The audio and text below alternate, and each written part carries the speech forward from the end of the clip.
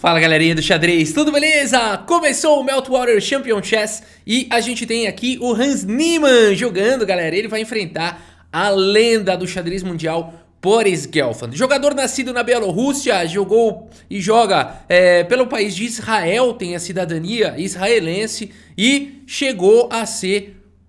Galera, ele foi vencedor do torneio de candidatos em 2011, tentem enxergar isso. Ele foi vencedor, tipo o Nepo de hoje em dia. E ele foi disputar o Mundial contra o Anand. Nas 12 partidas que eles jogaram, todas empataram. Parecia Carlsen e Caruana. No desempate, 4 partidas rápidas, empataram todas, exceto uma que o Anand venceu, né? Então, por um detalhe ali, né, que faz toda a diferença, a gente tem como Anand o campeão mundial aí da história e não o Boris Gelfand. Mas a gente pode dizer que o Boris Gelfand quase chegou lá, né? Um jogador que teve no seu pico de rating 2.760 e alguma coisa, quase aí beirando os 2.800, certamente um grande jogador aí da história. Vamos dar uma olhada, Hans Niemann contra Boris Gelfand, vamos lá!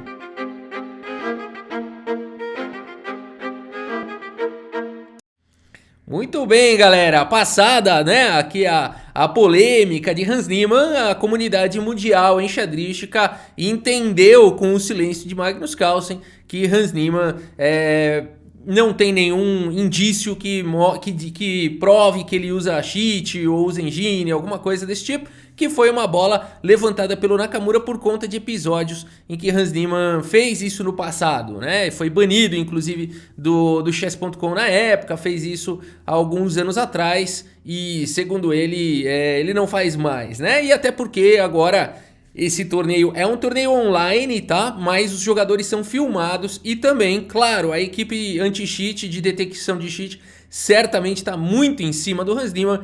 Com certeza, ele se diz uma pessoa que não usa mais de cheat e certamente aí a gente quer acreditar, né, pelo menos, que ele não está utilizando de cheat. Se ele fizer isso, certamente ele vai ser descoberto, tanto pelas câmeras quanto pela equipe lá de detecção. Inclusive as melhores equipes de detecção de cheat do mundo analisaram as partidas mais recentes aí do Hans Niemann e vem analisando todas, inclusive o histórico dele, e até agora nenhuma evidência foi encontrada, seja em torneios presenciais ou torneios online, tá bom? Tirando aquele período de alguns anos atrás, quando ele de fato foi banido do Chess.com. Tá bom? Feitos esses esclarecimentos, acreditamos aqui, portanto, seguimos partindo do pressuposto que Hans Niemann não está utilizando de nenhum auxílio de computador aqui, tá bem? Muito bem, e daqui pra frente, pessoal, eu não vou mais explicar isso, tá bom? Acho que não precisa mais, daqui pra frente é o Hans Niemann, tá? Aliás, inclusive, eu sou fã desse cara, sugiro assistirem aí os vídeos dele, o canal dele, né, as partidas dele, acompanharem um pouco mais, porque ele é uma figura, galera. Pensa num jogador intenso, um jogador que tem cenas ali que ele afoga o rei do adversário numa partida de blitz, ele fica muito nervoso, ou quando ele ganha ele fica muito feliz, ele é uma pessoa de muitas emoções, né, muito transparente, uma figura realmente, um cara muito diferente, um cara especial aí, e eu sou fã do Hans Niemann, sou fã, assim, conheci ele há pouco tempo, conheci ele esse ano, pra ser sincero, fiz um vídeo dele em março, foi o primeiro vídeo que eu fiz dele, mas eu comecei a acompanhar mais de perto ele depois da polêmica contra o Magnus Carlsen, e eu tô cada vez mais fã desse cara, assim, ele realmente, ele é um cara hard work, é um cara que merece onde tá, é um cara que batalha, né, um cara de disciplina, de foco, então tem muitas virtudes nesse cara, vale a pena acompanhar de perto aí, porque no mínimo é uma personalidade interessante aí do xadrez, tá bom? Muito bem, Boris Gelfand tem as peças brancas aqui, abre com o peão dama, cavalo em F6 jogado pelo Hans Niemann, C4, E6, e aí depois de cavalo F3, D5 transpondo aqui para o gambito da dama recusado, né? O gambito da dama quando as brancas oferecem esse peão e quando as pretas jogam E6 é considerado o gambito da dama recusado, aqui por uma outra ordem chegou nisso. É o que a gente chama de transposição. G3 foi jogado pelo Boris Gelfand, indo para Catalã. E aqui a gente tem bispo B4, dando cheque. Indo para uma abordagem do tipo Bogo-Índia. Olha aí os conhecedores de abertura, né? E depois de bispo D2, bispo E7, assim como se faz também na variante do recuo do bispo da Bogo-Índia, tá bom? Isso é um termo técnico, não se preocupem com isso. É apenas um detalhe técnico para as pessoas que gostam aí e acompanham as questões de abertura, mas não faz diferença nenhuma, tá bom? Bispo G2 foi jogado aqui aqui por Boris Gelfand, roque, todo mundo coloca os reis em segurança, cavalo de bem em D7, dando suporte para casa de C5 e para casa de E5 também. A partida seguiu com dama C2 e aqui C6, então agora mais um aspecto técnico aqui de nomenclaturas, né? Acabou transpondo para uma semi-eslava, né? Aqui a formação aqui do Hans Niemann. E agora cavalo C3 foi jogado e D por C4, capturando aí o peão. Cavalo em E4 foi jogado, propondo trocas, cavalo por E4, dama por E4, cavalo vai para F6 atacando a dama volta para C2 e aqui B5 foi jogado. Hans Niemann tem um peão a mais, o Boris Gelfand quer recuperar, ele joga com B3, temos aqui bispo em B7, devolvendo aqui o peão, e depois de B por C4, C5, olha que interessante.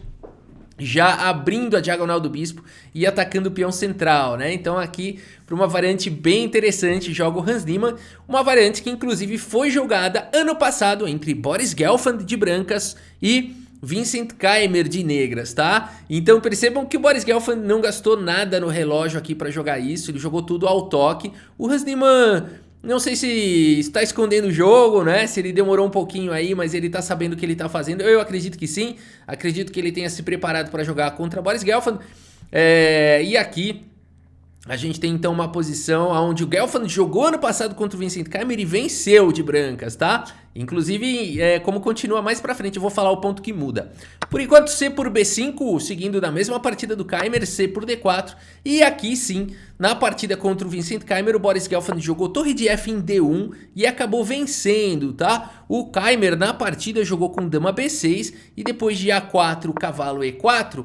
O Boris Gelfand ficou muito bem depois de dama D3, bispo F6, super protegendo o peão, e A5, as brancas aqui realmente têm muita vantagem, muito mais espaço, jogam mais confortavelmente, fazendo todo tipo de pressão na posição, e na partida o Vincent Keimer acabou sendo derrotado. Ô Rafa, então por que que aqui o Boris Gelfand não jogou de novo esse lance torre de F em D1? É que tem um problema, ele deve ter analisado depois que a resposta do Vincent Keimer de fato não foi a melhor do mundo, dama B6. Aqui as pretas têm o lance A6 e dá um bom jogo para as negras, elas equilibram logo de cara. Por exemplo, depois de A4, peão toma e dama vindo aqui para B6, as pretas têm um excelente jogo, pressão no peão de B5, o peão de D4 protegido, e o jogo poderia ir dessa forma. Os computadores consideram essa posição bem equilibrada, 0 mesmo aqui de pontuação, tá bom? Então, acredito que o Boris Gelfand tenha estudado, né, essa variante e soube que, de fato, esse não era o melhor lance da posição, e A4, de fato, é o melhor lance aqui, segundo as engines.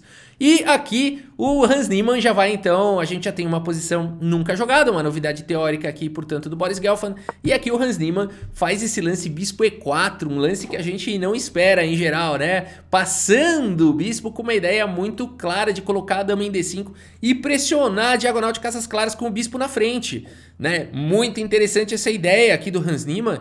E o Boris Gelfand, não percebendo isso, joga a dama B2, que é um erro, né? Que é um forte erro aqui da posição, porque aqui era necessário jogar dama B3 e não permitir, né? Não permitir aqui o lance dama D5, né? Então esse seria o lance aqui importante. E aqui até as brancas ganhariam um peão, né? Então as pretas não poderiam jogar dama D5. Então, aqui dama B2 faz sentido esse lance do Gelfand. Por que que ele jogou isso, né? Ele tá pressionando o peão central. O problema é que agora o Hans Niemann manda a bala no lance dama D5, né? Então o que que tá acontecendo aqui? Será que não dá pra capturar aqui em D4? Né? Essa é a primeira pergunta que a gente faz. Não dá, né? Porque aqui o bispo captura aqui o cavalo, eliminando a defesa da dama. E se dama toma, o bispo volta, além do que o bispo tá muito bem protegido, né? Então aqui as pretas ficam melhores, ganham uma peça. Portanto, dama D5 exclama, e agora essa pressão aqui na diagonal de casas claras é pesada, né? Aqui torre de F em D1 seguiu na partida, e agora torre de A em C8, de olho na casa de C2. Hans Niemann vai indo pra cima de Boris Gelfand. Boris Gelfand faz o lance bispo F4 e agora existe uma pressão enorme aqui no peão central. No entanto, E5 agora atacando o bispo. E essa posição é bem interessante, porque o peão de E5 está atacado duas vezes, né? Você fala assim, poxa, então eu vou capturar aqui o peão com o bispo por E5. Mas eu acredito que o Boris Gelfand tenha ficado receoso aqui, ele acaba jogando bispo G5. ele tenha ficado receoso de bispo por F3, que é um lance que captura o defensor do cavalo. No entanto, essa seria a melhor continuação para o Boris Gelfand, porque ele poderia jogar daí bispo por F6, atacando o bispo aqui de E7, né? E aí depois de, por exemplo, bispo por G2, bispo por E7.